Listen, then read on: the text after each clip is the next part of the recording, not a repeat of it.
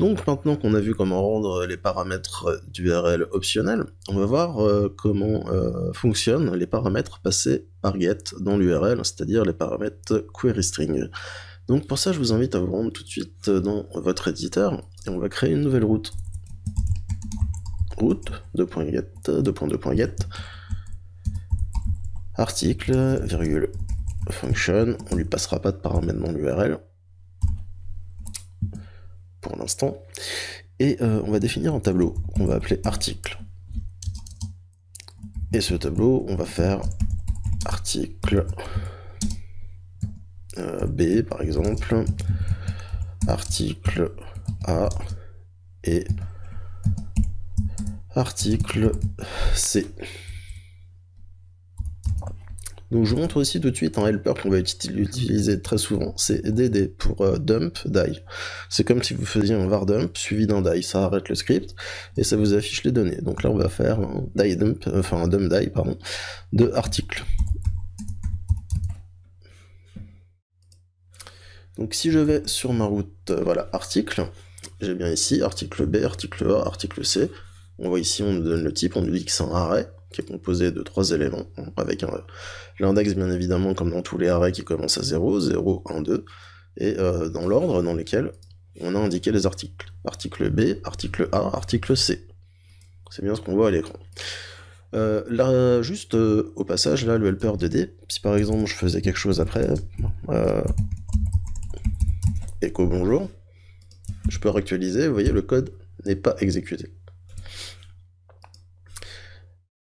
Si vous voulez que le code soit exécuté après, vous pouvez utiliser le helper dump, qui lui ne stoppera pas le script PHP et qui donc continuera. C'est-à-dire que ce qu'il y a après, ici, echo bonjour, va pouvoir être interprété. Vous voyez, je clique sur entrée, ça me donne la même chose, sauf que le bonjour, là, à la différence de dd avec dump, le bonjour a bien été affiché à l'écran. Voilà. Bon, revenons à nos moutons.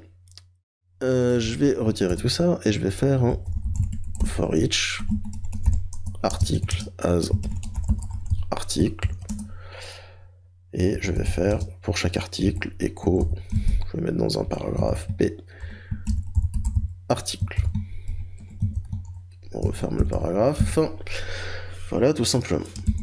Donc là, qu'est-ce que j'ai? J'ai article B, A, C dans l'ordre dans lequel ils sont. C'est-à-dire dans l'ordre dans lequel on les a définis ici, B, A, C. Mais souvent, dans une application, on aura la possibilité, enfin l'utilisateur en tout cas, aura la possibilité de choisir est-ce qu'il veut les afficher du plus ancien au plus récent par exemple, ou est-ce qu'il veut, là en l'occurrence on va les afficher par ordre alphabétique, par ordre croissant ou décroissant. Donc pour ça, en général on fait passer via l'URL des paramètres comme ça. Et sort égale, bien par exemple, on va pouvoir mettre desk. Et sort est égal desk. Donc si je clique sur entrée, il n'y a rien qui se passe, hein, j'ai toujours la même chose. Et pour récupérer la valeur de la variable sort, passer par l'URL, c'est très simple. Je vais faire ici, donc, je vais dans une variable sort, je vais stocker request query sort et ensuite je vais afficher sort. Donc là je réactualise et j'ai bien une chaîne de caractères qui est desk qui correspond à ça. Si j'avais voulu mettre ask par exemple par ordre ascendant, j'aurais eu ask. Voilà. Donc, vous pouvez essayer avec tout ce que vous voulez. Sort vous affichera toujours donc la valeur. Ici, derrière, donc le sort égal. Donc là c'est bien, mais cette variable sort, je l'aurai pas forcément. Si par défaut, voilà, j'arrive sur la page, les articles sont ordonnés par défaut du plus récent au plus ancien. Qu'est-ce qui se passe? Bah voilà, j'ai nul, tout simplement. Parce que par défaut, bah ça vaudra nul. C'est-à-dire, enfin, la variable sort n'existe pas, donc j'ai nul qui s'affiche. Par exemple, par contre, je veux dire, je peux lui donner une valeur par défaut. Desk. C'est-à-dire que si elle n'existe pas, ça sera égal à desk. C'est-à-dire que si je réactualise, maintenant j'ai desk qui s'affiche, alors qu'ici j'ai rien dans l'URL. Donc on peut lui attribuer une variable par défaut. On peut également lui attribuer, pas seulement une chaîne de caractères, mais on peut lui attribuer nul. Ce qui revient au même que ne rien mettre. Voilà. Et bien évidemment, si je mets et sort égale desk, j'ai bien ici desk qui s'affiche.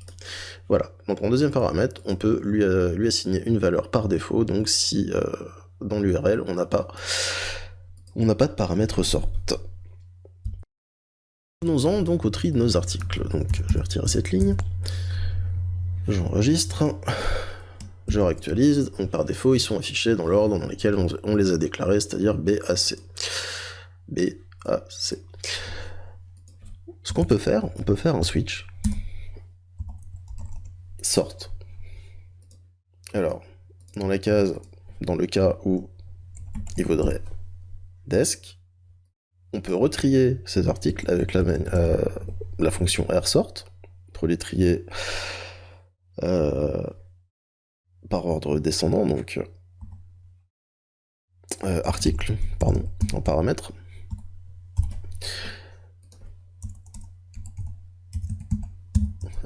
Case ask, bah, tout simplement on utilisera la fonction sort dessus.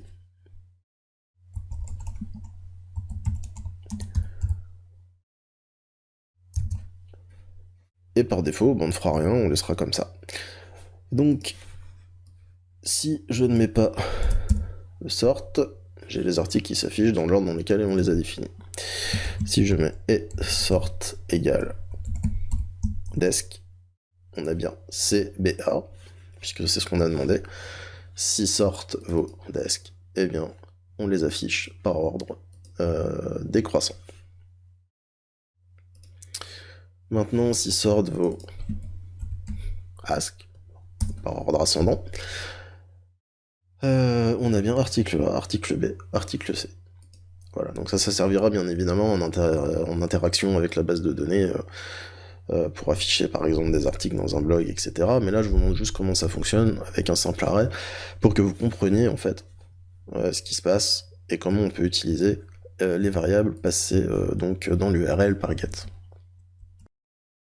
Et on pourrait bien évidemment, par défaut, faire un sort article, comme ça, de cette façon, même si on mettait ici sort égale n'importe quoi, ça nous afficherait les articles par ordre croissant.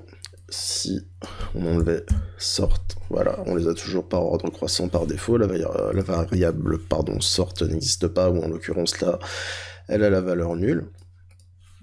Donc par défaut, ils sont affichés par ordre ascendant.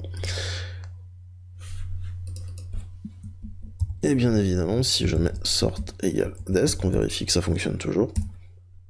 J'ai bien, voilà, article C, article B, article A.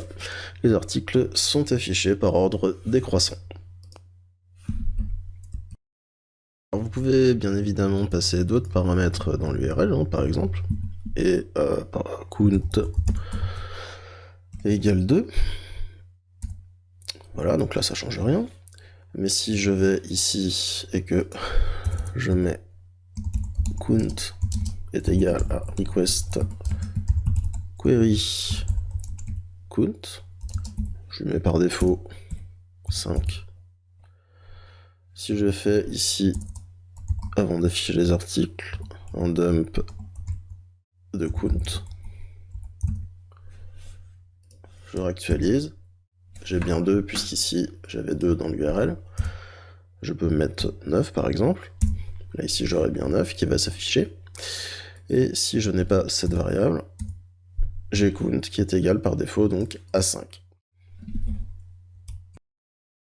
Donc pour résumer, si vous voulez travailler avec la variable passée dans l'URL, vous procédez de cette façon, request query, le nom de la variable passée dans l'URL, et vous lui affectez en deuxième paramètre de cette fonction, query, qui va donc récupérer cette variable, la valeur par défaut. Donc voilà, bon, c'est des exemples vraiment très basiques, mais vous pouvez vous amuser un petit peu avec si vous voulez vous faire la main sur la récupération des variables stockées Enfin, passer par l'URL.